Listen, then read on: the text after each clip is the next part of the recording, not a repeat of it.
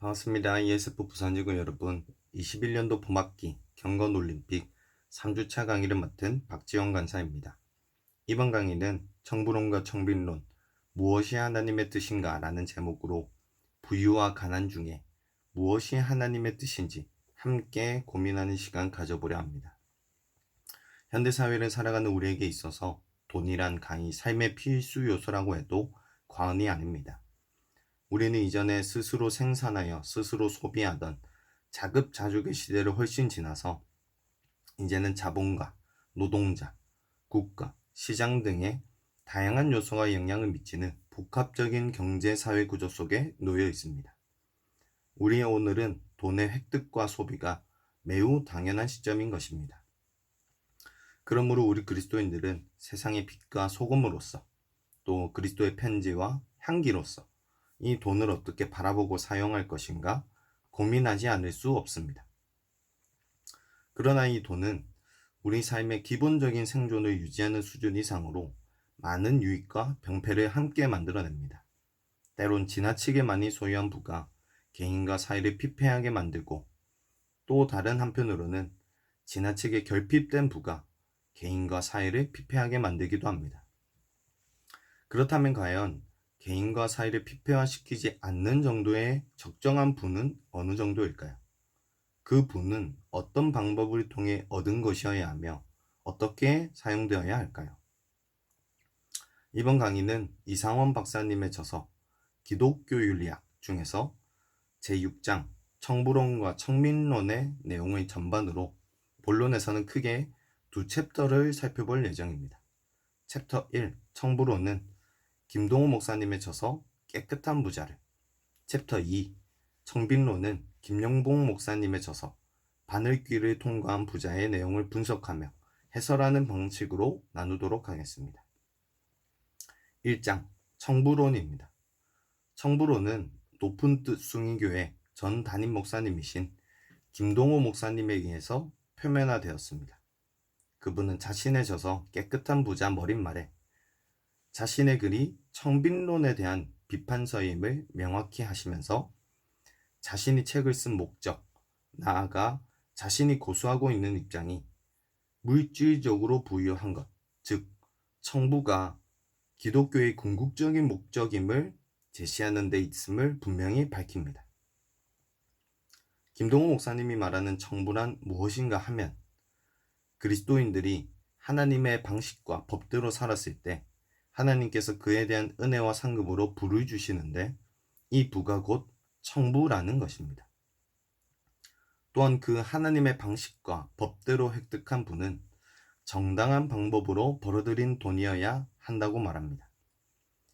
이에 대해서 오히려 정당하지 못한 방법으로 벌어들인 돈은 어떤 것들이 있는지 규정함으로써 그 설명을 대신합니다. 1. 도둑질한 돈. 예를 들어 탈세입니다. 2. 정당하지 못한 직업으로 벌어들인 돈. 예를 들어 매춘이 있습니다. 3. 불로소득으로 벌어들인 돈. 예를 들어 도박, 투기, 복권 등이 있습니다. 4. 공정하지 못한 방법으로 벌어들인 돈. 예를 들어 강도 등이 있습니다. 요약하면 정당한 방법으로 벌어들인 돈은 도덕적으로 건전한 직업을 가진 자가 자기 손으로 노동하여 벌어들인 돈 중에서 정직하게 세금을 내고 남은 돈이라는 것입니다. 더불어 김동호 목사님의 청부로는 부 또는 돈이란 그 자체가 악한 것이 아니라는 전제에서 출발합니다. 일만하게 뿌리가 되는 것은 돈을 사랑하는 태도이지 돈 그 자체가 아니라는 것입니다. 김동호 목사님은 돈 그 자체를 부정하는 태도를 물질을 악하게 보고 영혼을 선하게 보는 영지주의적 이원론으로 규정하고 영지주의는 기복주의와 더불어 기피해야 할 것이라고 주장합니다. 예수를 믿으면 물질의 복을 받는다는 생각은 우, 즉 오른쪽으로 치우친 생각인 반면 부자로 잘 사는 예수 믿는 자를 비판하는 것은 좌, 왼쪽으로 치우친 생각이라고 말합니다. 그렇다면 하나님의 방식과 법대로 돈을 벌면 청부라고 말하면서 왜 예수 믿는 자가 물질의 복을 받으면 우편향적인 잘못된 기복주의적 태도인가라는 의문점이 생기는데, 이를 해결하기 위해서 목사님은 돈을 복으로 보지 않고 은사로 봐야 한다는 논리를 제시합니다. 모든 그리스도인들에게 모두 똑같은 은사가 주어지는 것이 아닌 것처럼 돈 또한 마찬가지라는 것입니다. 돈은 복이 아니기 때문에 자연스럽게 좋은 것을 먹거나 좋은 옷을 입거나 좋은 것을 마시며 사는 것은 복이 아닐 수밖에 없습니다. 그런데 돈은 복이 아니라 은사다라는 주장은 사실 상당히 납득하기가 어렵습니다. 성경은 돈이나 물질을 은사라고 부른 예가 없기 때문입니다. 신약 성경에서 말하고 있는 은사는 언제나 인격체이신 성령께서 그 성도들의 인격에 바탕한 품성이나 재능을 주신 것을 뜻하면서 언제나 교회 공동체를 세우기 위하여 사용되어지기 때문입니다. 신약 성경은 어느 곳에서도 물질이나 돈을 은사라고 말하지 않습니다. 더욱이 성경은 물질이나 돈이 복이라고 여러 곳에서 밝히고 있습니다. 김동호 목사님이 말하는 청부는 단순히 물질적으로 부유해지는 것만이 아닙니다. 부를 획득하는 과정이 정당하다고 해서 그 소유 자체가 정당화될 수는 없습니다. 획득하는 과정에서의 정당성은 그 전체의 반쪽에 지나지 않습니다. 정당하게 획득된 부는 정당하게 사용되어야만 비로소 명실공히 청부가 되는 것입니다. 다시 말해 정당하게 벌어들인 돈, 즉 이런 보물은 땅에 쌓아서는 안 되고 하늘에 쌓아야 합니다. 그렇다면 보물을 하늘에 쌓는다는 말의 구체적인 의미는 무엇일까? 김동호 목사님은 상당히 구체적이고 체계화된 돈의 정당한 사용 방법을 제시합니다. 그것은 돈을 구성하는 세 가지 목. 첫째, 하나님의 목. 둘째, 다른 사람의 목. 셋째, 내 몫입니다. 1. 하나님의 목. 수입의 11조를 언급하면서 하나님께서 헌금과 구제를 최대 한도로 요구하시지 않고 최소 한도로 요구하신다는 사실을 알게 되었다고 말합니다. 그 최소 한도가 11조라는 것입니다. 신명기 14장 22절에서 29절에 근거하여 수입의 10분의 1을 하나님께 헌금하고 수입의 30분의 1로 구제하면 하나님의 몫을 바르게 뗀 것으로 간주합니다. 그러고 남은 돈을 가지고 자신과 가족을 위해 쓰는 데는 어떤 정죄와 비판도 해서는 안 된다고 합니다. 또한 11조를 보완하는 방편으로 50년마다 한 번씩 빚을 탕감해 주라고 명령하고 있는 희년, 이 희년의 정신을 살린 유산 안 남기기 운동을 제안합니다. 19수에 하나님을 더한 숫자로 수입을 나눈 후에 각 몫이 그 가족 구성원의 몫이 되는 것입니다. 예를 들어 저희 식구의 총 수입을 저희 식구수인 4명에다가 하나님을 더한 5명으로 나눠서 각자의 몫으로 삼는 것입니다. 그러나 이것은 이미 각자의 몫을 나눠준 것 자체가 유산 분배라고 봐야 합니다. 더구나 식구 숫자가 적으면 하나님의 몫이, 즉 11조보다 많아지고 식구 숫자가 많으면 하나님의 몫이 11조보다 적어지는 난제에 봉착합니다. 두 번째, 다른 사람의 몫입니다. 나의 몫을 자유롭게 사용하기 전에 다른 사람의 몫을 먼저 뗄 것을 강조합니다. 세금의 정직한 납부, 임금의 지급, 노동의 성실한 제공, 빚 갚기, 구제의 5가지를 제시합니다. 이 마지막이 나의 몫입니다. 하나님의 몫과 다른 사람의 몫을 떼고 남은 몫은 나의 것인데 그 분량이 얼마가 되었든 문제가 되지 않으며 그 몫을 가지고 자신과 가족을 위하여 풍족하고 자유롭게 사용해도 된다고 말합니다. 목회자 자신을 포함하여 그리스도인의 저축하는 태도를 강력하게 옹호합니다. 7년 풍년에 7년 흉년을 대비하여 곡식을 저장해 두었던 요셉의 예를 들어서 돈을 벌 수 있는 청장년의 때에 노년의 때를 대비하여 저축하는 것이 바른 태도라고 역설합니다. 또한 여름 동안에 예비하며 추수 때에 양식을 모으는 개미를 보고 지혜를 얻으라는 잠언 6장 6절에서 8절은 이 저축의 정당성을 지원한다고 말합니다. 김동호 목사님이 교회와 교인들이 가장 꺼려하는 문제 가운데 하나인 돈 문제를 신앙생활의 중심 주제로 채택해 설교하면서 구체적인 실천 지침까지 제안하는 이유는 구원의 문제가 하늘이나 내세만이 아니라 이 땅에서도 이루어져야 한다는 전인적인 구원관에 자리 잡고 있기 때문입니다. 천국은 살아서 천국을 살고 죽어서 천국 가는 것입니다. 삶의 모든 부분이 믿음 안에서 영이 되어야 한다는 목사님의 신념은 여러 곳의 성경 본문들을 인용하고 적용하는 과정에서 반복되어 나타납니다. 요한복음 14장 6절의 경우 예수님이 모든 것의 길이며 식이며 법이라는 의미, 곧 돈 버는 법도 예수님 안에 있다는 것입니다. 마태복음 16장 19절, 돈 버는 비결도 예수님께 있다는 것을 뜻한다고 합니다. 요한복음 1장 12절, 자녀의 권세란 곧 아버지의 것이 모두 나의 것이 되는 것이기에 나의 것을 마음껏 쓸 수 있는 권세를 의미한다고 합니다. 구원은 곧 전인적이므로 그 구원 안에는 죽음의 극복, 정신적이고 철학적인 극복, 육적인 극복이 포함되어야 하는데 이 육적인 극복 안에는 부자가 되어서 경제적 곤경으로부터 벗어나는 것도 포함된다는 것이 김동호 목사님의 주장입니다. 사실 목사님의 주장은 그 근거로 제시하는 성경 본문을 잘못 채택하고 있습니다.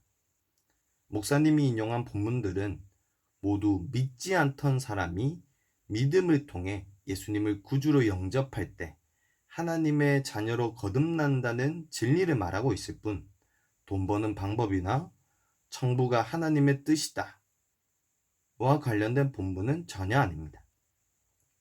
더욱이 그리스도인들이 스스로를 하나님의 청지기라고 말하는데 다른 한편으로는 하나님의 것이 다 내 것이니 마치 통장에서 자유롭게 돈을 뺏어 쓰듯이 하나님의 것을 내 것으로 자유롭게 쓸 수 있다는 것은 서로 앞뒤가 맞지 않습니다. 청지기가 관리하는 재산은 청지기의 것이 아니라 주인의 소유입니다.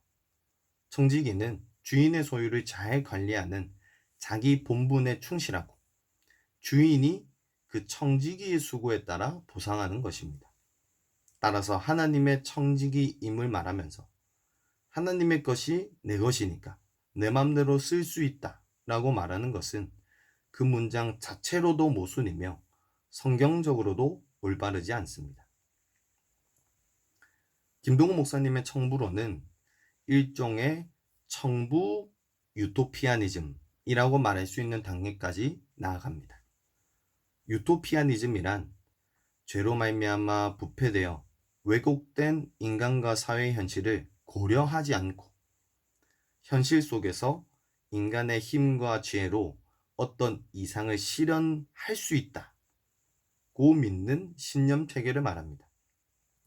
김동호 목사님이 꿈꾸는 세상은 모든 사람들이 균등한 정도의 부를 누리는 사회가 아니라 불평등한 사회, 곧 부자와 가난한 자가 공존하는 사회입니다.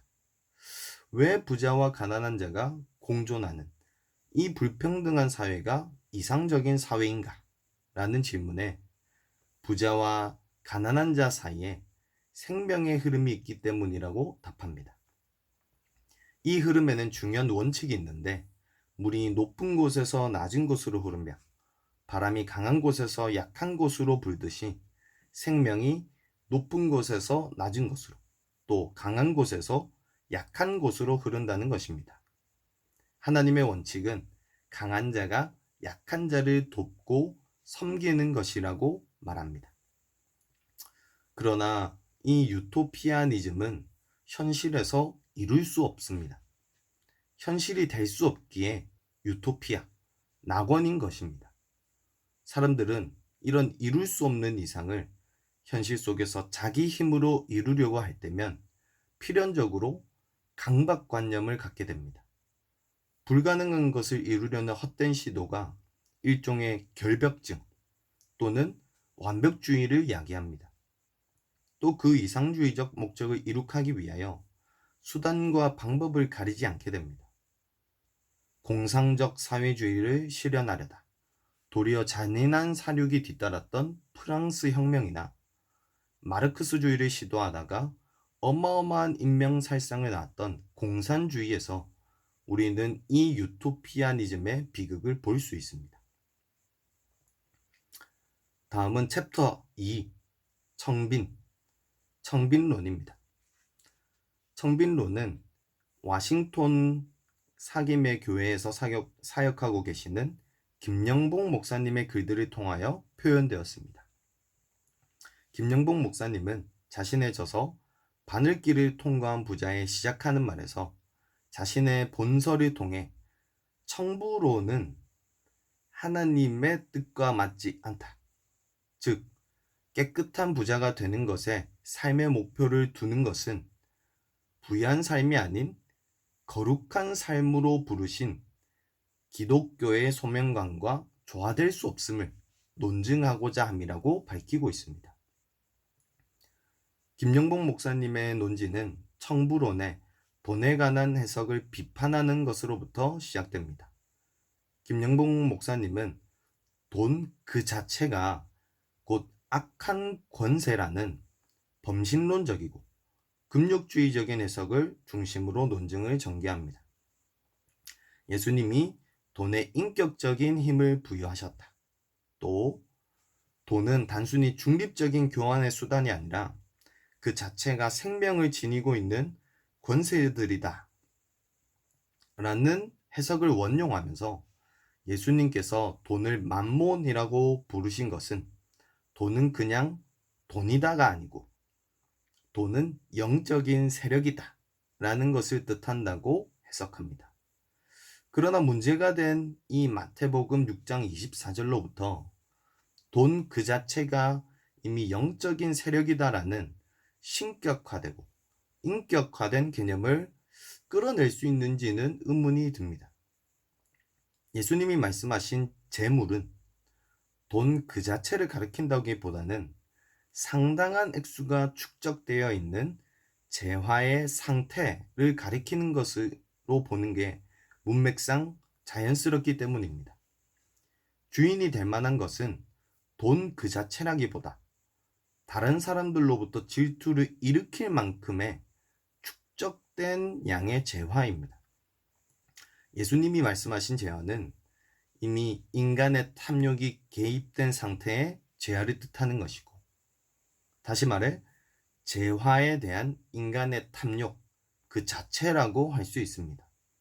따라서 예수님의 말씀은 돈이라는 재화 그 자체가 아니라 질투를 일으킬 만큼의 재화를 축적한 인간의 탐욕을 하나님과 대비시킨 것으로 보아야 합니다. 김영복 목사님의 돈에 관한 견해는 칼의 비유를 통해 보다 더 구체화됩니다. 돈을 칼, 마약, 흡연에 비유하는 것 안에 김영복 목사님 자신의 돈에 대한 선입견이 배어 있습니다. 칼에 비유하는 것은 이 칼이 순기능만큼 역기능도 충분히 가지고 있는 도구이기 때문에 납득이 가능합니다. 하지만 마약이나 흡연의 경우 통증 완화의 의료 목적 외에 90% 이상이 악한 목적으로 사용되고 있는 마약. 오늘날 암을 비롯한 각종 성인병들의 주범으로 꼽히고 있는 흡연에 돈을 비유하는 것은 적절치 못합니다. 물론 김영복 목사님의 의도는 이 본성이 타락한 인간에게 돈의 힘이 얼마나 크고 위험한가를 강조하는 데 있었겠지만, 그렇다 하더라도 이런 비유는 돈의 순기능보다 역기능만을 지나치게 부각합니다. 물질을 악하게 보고 영혼을 선하게 보는 영지주의적 이원론의 선입견이 들어가지 않았다고 보기 어렵습니다. 칼을 예로 드는 경우에 칼은 위험하다고 말하려면 동시에 칼은 인류 생활에 없어서는 안 되며 필수 생활 품목으로서 유용하다는 말을 같이 해야 합니다. 역기능과 순기능을 모두 언급해야 균형 잡힌 이해가 됩니다. 이 점은 돈에 있어서도 마찬가지입니다. 돈이 가진 순기능을 전혀 언급하지 않은 채 역기능만을 집중적으로 부각시키는 것은 공정하지 못합니다. 물론 돈이 인류를 패망으로 끌고 간 주범이었다는 역사적 사실을 부인할 수는 없겠지만, 이보다 더 근원적으로 돈은 사회 속에서 상품의 교환과 유통을 원활하게 해줌으로써 공동체 형성과 그 구조를 지탱해준 재화로서의 기능을 해왔습니다. 그러므로 돈을 어떤 방법으로 그리고 무엇을 위하여 사용하느냐를 결정하는 인간의 마음, 그리고 윤리적인 결단이 근본적인 문제이지 돈 그 자체가 문제라고 보아서는 안 됩니다. 물질 그 자체를 인격화하거나 신격화하면 헤어나올 수 없는 변증법적 모순에 빠집니다. 부당한 죄의식에 사로잡히게 합니다. 인간의 필수 생존 요소인 의식주를 마련하기 위해서는 돈이 반드시 필요한데, 이 돈 자체를 악하게만 여기는 관점은 우리 삶 속 대부분의 활동들을 죄악시하는 결과를 초래합니다. 김영복 목사님의 돈과 부를 그 자체가 악한 세력이라고 여기는 태도는 가난을 그리스도인이 추구해야 할 삶의 모델로 제시하는 것으로 자연스럽게 이어집니다. 목사님은 가난의 유형을 세 가지로 분류합니다. 1. 게으름으로 인하여 찾아오는 가난과 사회구조 때문에 초래된 가난은 극복해야 할 탁빈이다. 2. 정의롭게 살고자 하는 확고한 태도 때문에 가난을 감수하는 유교적 청빈, 청부론의 관점은 이 차원에 머무른다. 3. 자기에게 필요한 재화 이외의 것을 나눔으로써 자발적으로 선택하는 영성적 가난. 이 가난은 그리스도인들이 적극적으로 소망해야 할 가난이다. 김영복 목사님에 의하면 어떤 가난이든 가난은 영적 생활을 자유하게 하며 하나님께 믿음을 두며 낮은 자리에서 눈물을 흘리며 아파하는 사람을 보는 눈을 뜨게 해주며 다른 사람으로부터 도움을 받는 훈련을 시킴으로써 마음을 겸손하게 하며 하나님의 심판에 처하게 될 가능성을 원천적으로 제거해 준다고 합니다. 더불어 김영복 목사님은 구약 성경에 하나님 뜻대로 바르게 살면 물질적인 복이 주어진다고 약속한 본문은 율법을 지키는 목적이 잘 먹고 잘 사는 데 있다는 뜻이 아니고 율법을 지키는 하나님의 백성을 하나님이 책임져 주신다는 정도로만 받아들여야 한다고 주장합니다. 물론 김영복 목사님이 율법을 지키는 목적이 너무 세속적이고 물질적인 복을 누리는 데 있다는 것을 비판했다. 이 사실은 정당하지만 율법을 지킨 결과로서 백성들에게 물질적인 복을 주신다는 하나님의 명백하고 구체적인 약속을 간과한 것입니다. 이 약속은 문자 그대로 믿어야 합니다. 이 약속의 신실함과 세밀함을 추상적인 정도로 이해하면 안 됩니다. 신명기 7장 12절에서 15절과 예수님께서 가르쳐 주신 기도에 따르면 하나님은 우리에게 일용할 양식을 확실하게 보장하셨습니다. 다만 하나님께서 그 일용할 양식을 각 사람마다 과연 어떠한 수준으로 어떻게 허락하실는지는 오로지 하나님의 주권에 속한 것입니다. 한편 김영복 목사님은 신약 성경에서 부해지고 강해지고 높아지고 형통하는 것이 아니라 하나님의 의를 이루기 위하여 가난해지고 약해지고 낮아지고 고생길, 즉 좁고 협착한 길을 가는 것을 복으로 소개하고 있다고 팔복을 근거로 제시합니다. 또한 신을 영화롭게 하기 위하여 고행에 몰입하는 극단적인 금욕주의가 아니라 인생의 일반적인 쾌락을 절제하고 물질적인 만족을 스스로 부정하는 태도로서의 금욕주의를 그리스도인들이 지향해야 할 삶의 태도라고 규정합니다. 이 태도는 책임 있는 절제를 의미합니다. 김영복 목사님은 물질의 사용에 있어 황호찬, 돈, 그 끝없는 유혹의 저자가 말한 것처럼 하나님의 것 중에서 일부를 내가 쓴다는 태도로 생각을 전환해야 한다고 말합니다. 11조 제도에 있어서도 로날드 사이더가 제안한 누진 11조, 곧 수입이 증가함에 따라 11조의 비율을 높여 나가는 방법을 제안합니다. 김영복 목사님의 금욕주의가 가장 극명하게 드러나는 부분은 바로 저축에 관한 견해입니다.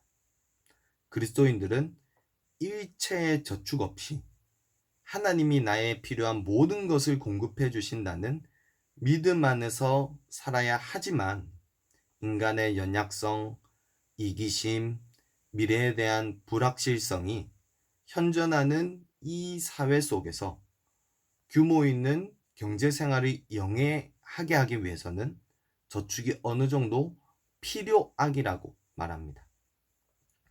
또 우리 삶을 인도하시는 분이 하나님이라는 확신을 갖고 있다면 저축하는 것은 우리에 대한 하나님의 의지에 대항하는 것이다 라고 규정한 자크 엘룰의 말을 인용합니다. 김영복 목사님이 제시하는 필요악으로서의 저축 유형, 용납은 되지만 피해야 할 저축 유형은 첫째, 필요한 물건을 사거나 검소한 집 마련을 위한 저축. 둘째, 회사의 사업 확장이나 제품 연구를 위한 저축. 3. 불규칙한 수입에 의존하여 사는 가정의 안정된 가정경제 운영을 위한 저축. 네 번째, 가파르게 치솟는 교육비를 담당하기 위해 저축하는 활동 등은 허용될 수 있다고 말합니다. 그러나 노후를 대비하여 저축하는 태도는 하나님보다 돈을 더 의지하고자 하는 태도로서 만몬 숭배, 우상 숭배로 전락하는 계기가 된다고 정의합니다. 김영복 목사님의 저축론이 지나치게 많은 액수의 돈을 모으고 그 모은 돈으로부터 안전을 추구하려 하는 불신앙적인 태도를 비판하는데 초점 맞춰져 있다는 것은 충분히 이해가 됩니다. 하지만 저축 그 자체가 하나님을 대항하는 태도이다. 허용되지만 피해야 할 것이다. 필요하게 불과하다는 생각은 매우 금욕주의적인 판단입니다. 겨울에 대비하여 먹을 것을 여름에 예비하는 개미를 보고 배우라고 말씀하신 저축을 권고하신 하나님은 저축을 인간이 가능한 한 피해야 하는 필요악으로서가 아니고 세상을 살아가는 지혜로서 제안하셨습니다. 일하지 못할 때를 대비하여 일할 수 있을 때 저축하는 것, 노후를 위해 국가 관련 연금을 마련하는 것, 또한 질병에 걸릴 경우를 대비하여 의료보험에 가입한다든지, 운전 중 사고를 당할 때를 대비해서 자동차 보험에 드는 행위도 모두 일종의 저축 행위인데, 이런 행위를 전부 모두가 하나님을 대항하는 것이라고 보기는 어렵습니다. 이런 행위들을 할 때마다 하나님께 대한 불신앙을 고백하면서 죄의식을 가져야 하는, 또 수동적으로 하나님이 내려주시는 물질만을 기다리며 사는 삶은 오히려 무기력하고 무책임한 삶이 될 수 있습니다. 청부론에서 김동호 목사님이 청부 유토피아니즘에 빠졌다면, 김영복 목사님은 다른 방향에서 유토피아니즘적인 경향을 보이는데 곧 청빈 유토피아니즘입니다. 김영복 목사님은 자본주의 사회의 병폐가 빈부의 극심한 격차에 있음을 지적합니다. 목사님은 이사야 40장 3절에서 5절의 예언과 누가복음 1장 47절에서 55절의 마리아의 찬가에 근거해 빈부의 차이가 상호 존재하는 현대사회를 전복시키고 모든 사람이 청빈의 삶을 사는 가운데 빈부의 격차가 완전히 철폐된 사회를 이룩해야 된다 주장합니다. 여기에는 희년제도도 힘을 거둡니다. 희년제도는 하나님의 정의가 인간 사회에 온전히 실현되도록 부단히 노력하기를 요청하는 규정이다. 보다 더 정의로운 체제와 제도를 모색해 나갈 것을 요청한다 라고 말합니다. 그런데 김영복 목사님이 내놓은 이 이상주의는 사실 청부 유토피아니즘과 마찬가지로 현실 속에서는 이루어질 수가 없습니다. 그저 현실에서는 이 빈부의 격차를 조금이라도 좁히려는 노력이 있을 뿐입니다. 빈부의 격차가 완전히 사라진 사회가 정말로 이상적인 사회인가? 그렇게 보기도 어렵습니다. 또한 우리는 희년 제도가 당시의 사회 경제 구조를 전복시키라는 명령이 아니고 그 구조를 그대로 인정하면서도 그 구조가 가진 비인간성을 최소화하려는 그런 의도로 제정된 것임을 유의해야 합니다. 희년 제도가 그리는 사회는 결코 빈부가 사라진 이상적인 사회가 아니라 현실을 인정하면서도 빈부 격차의 병폐를 최소화하려는 약간의 개선 정도가 이루어진 사회입니다.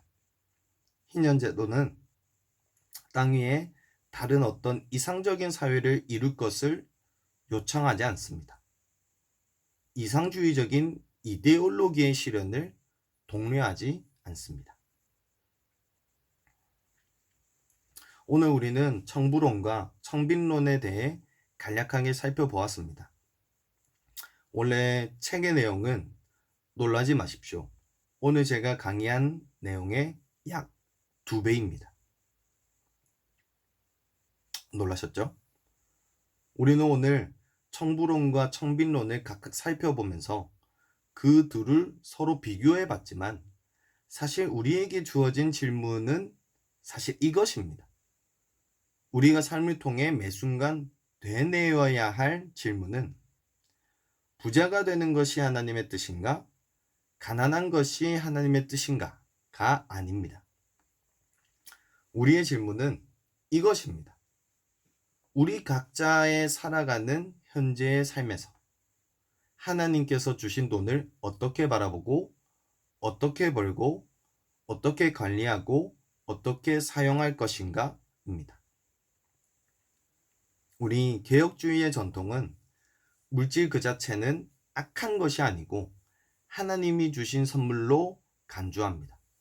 한 걸음 더 나아가서 물질은 단지 생계 유지에 필요한 최소한의 필요를 충족시키기 위해서만이 아니라 어느 정도의 즐거움과 쾌락까지 함께 누리도록 주신 것입니다. 칼빈이 이렇게 얘기했습니다. 하나님이 음식을 창조하신 것을 생각해 볼 때 우리는 하나님이 우리의 필요 때문만이 아니라 우리의 쾌락과 즐거움을 채워주시고자 하셨음을 발견할 수 있을 것이다. 그러나 부를 축적하여 부유한 삶을 사는 것은 그리스도인들이 지향해야 할 궁극적인 목표가 될 수 없습니다. 오히려 사람은 하나님께서 주신 복을 무절제하게 남용해선 안 됩니다.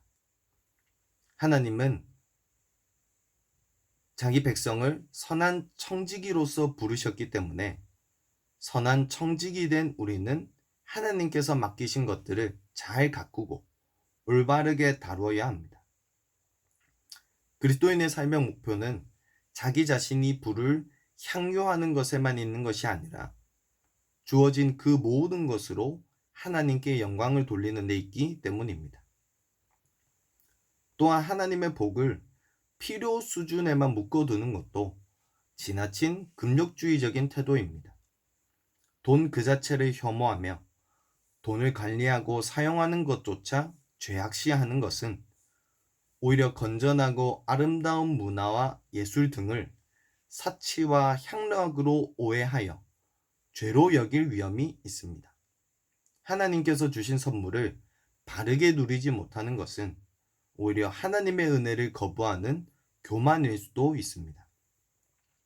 돈을 하나님이 주신 은혜의 선물로 해석하고 내 마음의 윤리적 결단을 통해서 도구로서의 선물인 돈을 남용하거나 오용하지 않고 선용하고 영위하기 위해 노력하는 고민과 시도가 필요합니다. 돈은 선하게 사용될 수도 있고 악하게 사용될 수도 있습니다. 만악의 근원은 돈 그 자체가 아니라 사람의 마음에 있습니다. 돈을 하나님보다 더 사랑하는 것, 더 많은 재산을 축적하는 것을 하나님보다 더 우선시하는 것이 그 죄악의 뿌리입니다.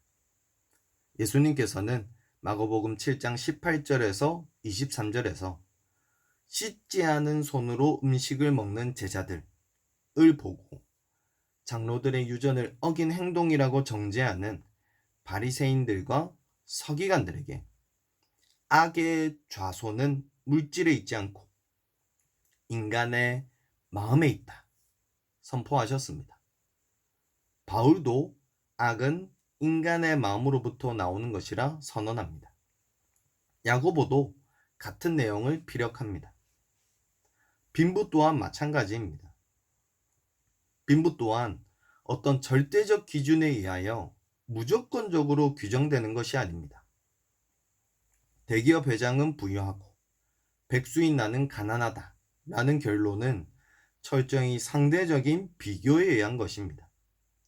재화의 양을 척도로 삼은 것입니다. 빈부의 결론을 우리 마음의 욕심이 자의로 결정해 버린 것입니다. 내가 가진 돈은 이것밖에 되지 않으니까 나는 가난하다. 혹은 나는 누군가에 비해 이 정도나 더 가지고 있으니 부유하다고 말입니다. 사도 바울은 이렇게 말합니다. 내가 궁핍함으로 말하는 것이 아니다.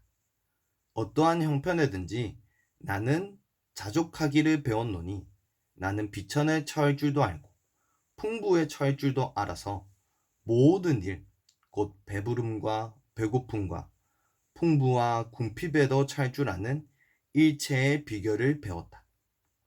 내게 능력 주시는 자 안에서 내가 모든 것을 할 수 있다. 또 다른 본문에서는 그러나 내가 나 된 것은 하나님의 은혜로 된 것이니 내게 주신 그의 은혜가 헛되지 아니하여 내가 모든 사도보다 더 많이 수고하였으나 내가 한 것이 아니요 오직 나와 함께 하신 하나님의 은혜다. 우리는 청부론이나 청빈론 중 하나만을 선택해야 하는 기로에 선 것이 아닙니다. 그렇다고 해서 그 사이에 어떤 중간지대 또한 바른 답이 아닙니다. 흑도 아니고 백도 아니며 당연히 회색도 아닙니다. 우리가 추구해야 할 것은 부유나 가난 그 자체가 아니라 바로 바른 것, 곧 하나님의 뜻 그 자체입니다. 우리는 사도 바울의 고백을 통해 우리 삶이 모두 하나님에 의한 것이며 우리가 과거에 누린, 현재에 누리고 있는, 미래에 누릴 그 모든 것들이 하나님께서 각자에게 주신 복, 즉 선물임을 알 수 있습니다. 그것이 설령 상대적인 부유나 상대적인 가난일지라도 말입니다. 그러므로 우리는 계속해서 질문해야 합니다. 나는 내게 주어진 모든 것이 하나님의 선물이라는 인식을 가지고 있는가? 이 하나님의 선물들을 하나님의 뜻대로 사용해야 한다 라는 확실하고 분명한 믿음을 가지고 있는가? 하나님께서 주신 것들을 하나님께서 주신 목적대로 잘 누리면서 하나님께서 주신 것들을 하나님께서 주신 의도대로 잘 사용할 소원과 실천이 있는가 라고 말입니다. 우리 삶의 목적이 돈에 대한 욕심과 상대적인 비교의식에 있진 않은지, 과연 우리는 부자가 되고 싶은 욕심을 정당화하려거나 현재의 게으름을 거룩한 가난이라고 핑계하고 변명하고 있진 않은지 돌이켜보아야 합니다.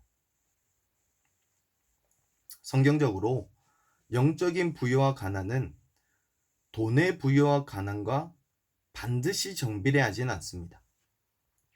재정의 여유가 영적 부여를 보장하지 않고, 그렇다고 해서 재정의 부족이 영적 가난을 반드시 초래하지도 않습니다. 또한 성경은 부자가 하나님의 뜻이다, 혹은 가난이 하나님의 뜻이다 라고 단정하지 않습니다. 오히려 성경이 단정하는 것은 하나님의 뜻은 언제나 어디서나 물질적 부여나 가난에 상관없이 반드시 실천되어져야 한다는 것입니다. 하나님의 뜻은 부의 축적이나 극단적인 금욕이 아니라 어느 상황, 조건, 환경에서든지 하나님의 공급을 통해 하나님의 영광을 위해 사는 것입니다. 성경은 누구든지 하나님 안에서 부여해야 한다고 선언합니다. 왜냐하면 그 삶이 전부 하나님의 은혜에 의한 것이기 때문입니다. 우리는 우리에게 주어진 과거, 현재, 미래의 모든 재화들, 즉 시간, 물질, 감정, 관계, 건강 등을 통해 하나님께서 가장 기뻐하실 오늘을 살아가야 합니다. 하나님을 위해 살아가는 것, 하나님을 위해 사용하는 것이 우리의 유일한 기쁨이고 순전한 부요입니다. 그러나 이런 삶의 성공과 실패의 기준은 천편일률적이지 않습니다. 얼마를 벌고 얼마를 헌금하느냐가 아니라 어떻게 벌고 어떻게 쓰느냐, 왜 벌고 왜 그렇게 쓰느냐가 더 중요합니다. 한 달에 혹은 1년에 얼마를 벌어야 부자인가? 고정자산으로 얼마 정도는 가지고 있어야 부자라고 말할 수 있는가? 그 기준 금액은 사람마다 다를 것입니다. 그러나 하나님께 받은 복을 왜, 그리고 어떻게 사용하는 것이 보다 더 성경적이며 하나님께서 기뻐하실 만한 것인가는 사실 모두에게 똑같이 적용될 수 있습니다. 그래서 저는 끝으로 10가지 실제적인 제안을 드립니다. 실제적인 제안이라고 썼지만 결국 우리 삶을 돌아보고 가다듬기 위한 노력 10가지입니다. 1. 나에게 주어진 모든 것이 하나님의 은혜임을 믿고 기억할 것. 2. 하나님께서 이 모든 재화를 나에게 복이자 선물로 주셨으며 청지기로서 맡기셨음을 인정할 것. 3. 하나님께서 주신 것들을 어떻게 사용하는 것이 하나님께서 기뻐하시는 것일까 끊임없이 고민할 것. 4. 과연 나는 이 모든 것들을 하나님께서 기뻐하실 만하게 사용하고 있는지 끊임없이 점검할 것. 5. 헌금과 구제에 인색하지 않으며 성령의 인도를 따라 때론 과분한 섬김과 대접도 이룰 것. 6. 나 혼자서만 스스로 떳떳할 것이 아니라 하나님과 공동체 앞에서도 당당할 것. 7. 바른 경제관념과 건강한 재정관리에 대해 지속적으로 공부하고 더해가는 지식만큼 실천하며 시도할 것. 8. 나 자신의 욕심과 게으름을 합리화하기 위한 수단으로 청부론과 청빈론을 근거 삼지 말 것. 9. 어떤 선택과 결정에 있어서든 오직 성경 말씀과 하나님께 기도함, 신앙 공동체 안에서 나눔을 통해 해답을 찾아 나갈 것. 10. 말씀하시는 하나님, 곧 응답하시는 하나님을 신뢰하고 역사하시는 하나님을 의지하고 약속과 말씀대로 이루시는 하나님을 기대할 것. 끝으로 데살로니가전서 5장 16절에서 18절까지를 읽어드리며 마치도록 하겠습니다. 데살로니가전서 5장 16절에서 18절. 항상 기뻐하라. 쉬지 말고 기도하라. 범사에 감사하라. 이것이 그리스도 예수 안에서 너희를 향하신 하나님의 뜻이니라. 아멘. 이번 3주차 또 남은 4주차도 경건에 성공하시길 깊이 소원하고 또 축복하면서 이번 강의를 마치도록 하겠습니다. 감사합니다.